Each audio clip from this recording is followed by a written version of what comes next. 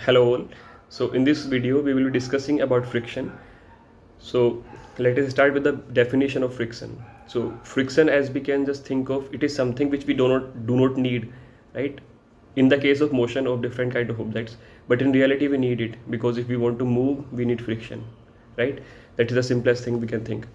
So this friction, it is a tangential contact force that opposes the relative motion or the tendency of the relative motion between two surfaces in contact. So it opposes the motion, okay? That is a simple thing, or the tendency of relative motion.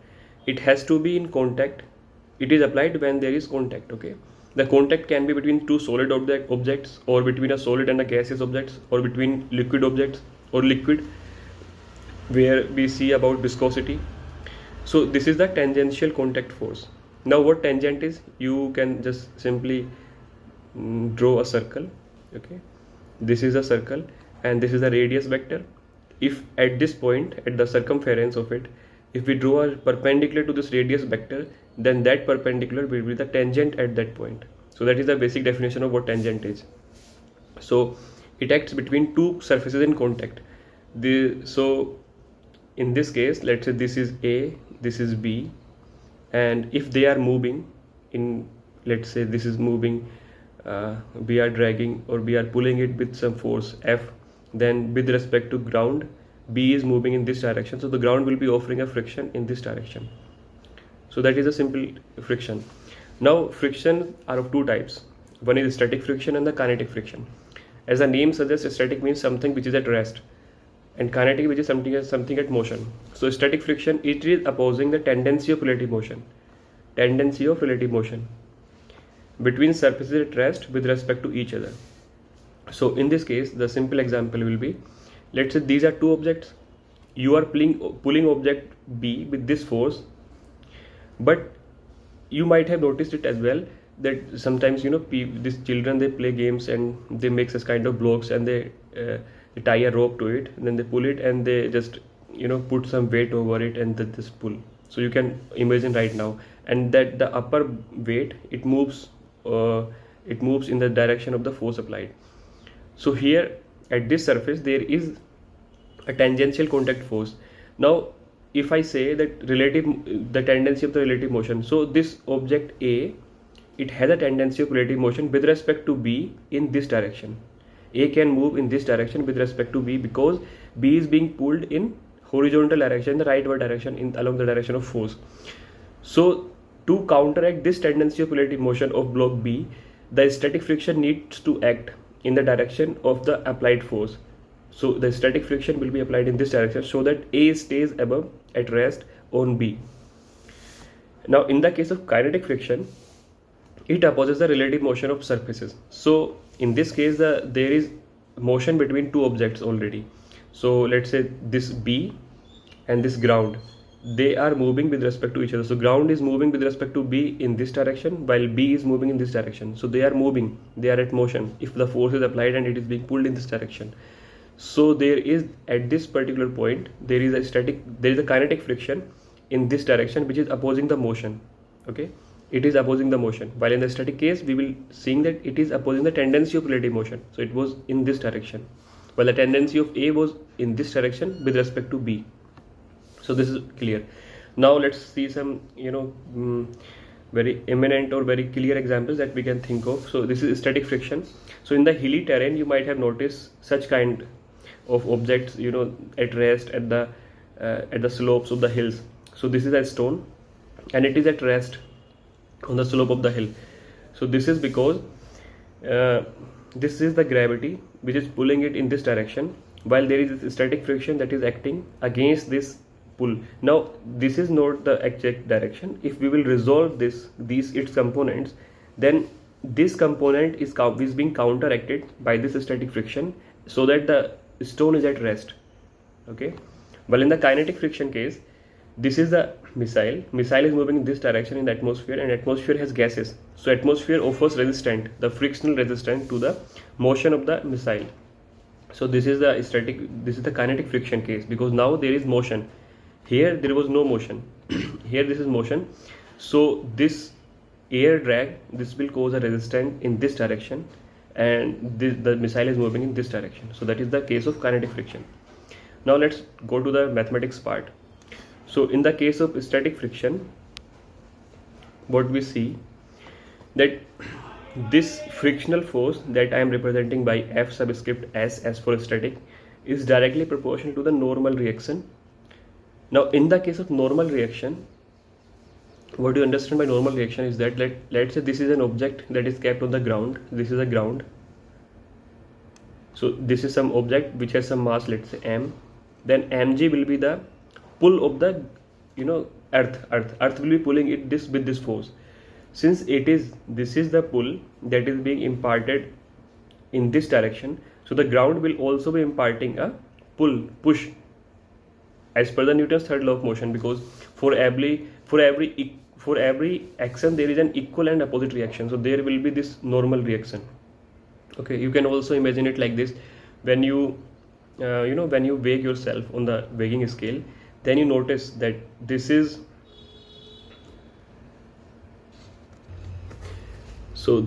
on the weighing scale. You might have noticed that what you actually measure is the normal reaction that is offered by the ground. So this static friction is directly proportional to the normal reaction. When we remove this proportionality sign, there is this coefficient of static friction that arrives. This is the mu s times n. So this is the coefficient of static friction. So coefficient of static friction.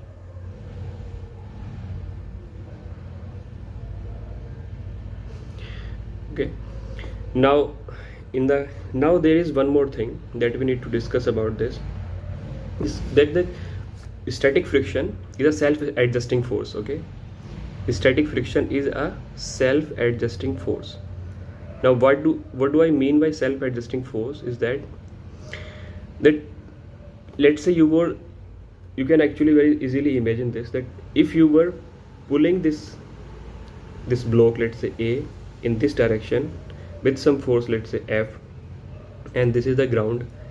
In this case, what will happen, that let's say you are applying a 5 Newton force in this direction just to pull it, but what will happen, the block will not move. The block might move, but let's say the block does not move. It means what, that the static friction is larger than this 5 Newton. So let's say the static friction is around 10 Newton and it is holding this block on the ground. But let's say if I exceed my horizontal force F beyond this 10 Newton limit, if it is let's say 12 Newton, then I can say, or I can see that this block starts moving in the horizontal direction. It is because that now the static friction is not large enough to counteract this applied force. Okay, so this is a self-adjusting force. Self-adjusting in the way that if I am applying 5 Newton, then 5 Newton will be sufficient to hold this. So out of this 10 Newton, only 5 Newton will be required and 5 Newton will be offered. If I will apply 8 Newton, then this contact can offer 8 Newton. I will be having 8 Newton and the block will not move. But as soon as I cross this limit of 10 Newton with 12 Newton, the maximum static friction that it can be offered is 10 Newton. But I am exceeding it by 2 Newton. So now the block will start moving. So that's how it is self-adjusting force. So in this case, the maximum force, that the maximum static force, that static friction that can be offered is mu s times n. And at any particular instant, if I am calculating, then it will be more accurate to write it like this. So Fs is less than equal to F max, which is mu s times n, and that's how static friction is written.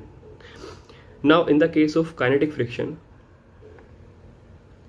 one thing is very much clear, that in kinetic friction it is applied only when the forces, so there is relative motion. Basically the objects are moving with respect to each other. So in kinetic friction, Fk, I am representing it with subscript k, is directly proportional to the normal reaction. Okay, so Fk is equals to mu k times n, where mu k is the coefficient of kinetic friction. Now in this case, This is applied when the body is at motion. So here if I will make an observation is that Fs is less than equal to mu s times n, while in this case Fk is mu k times n. Okay, so this is the F max value. Okay, now if I notice something, that in these two expressions, this one and this one, this n is same in both the expressions. The only difference is this mu s and mu k. So now what is the relationship between the two?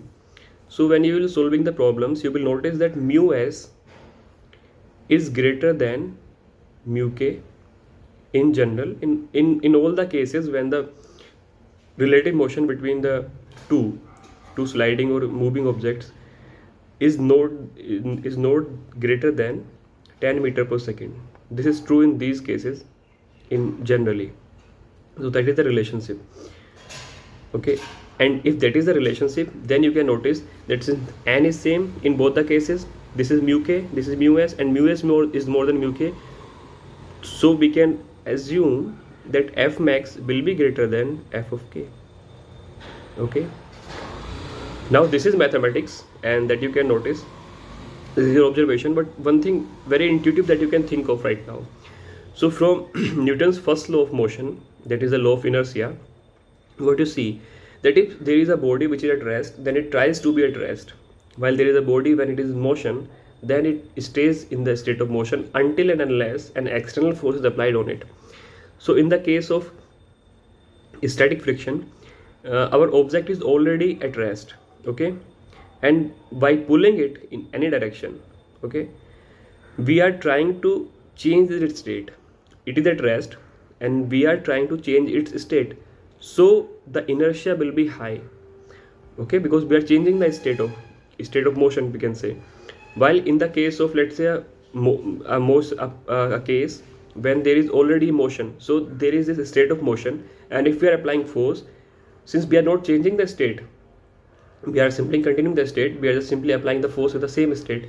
In that case, the frictional force will be offered, that will be less as compared to the static friction case.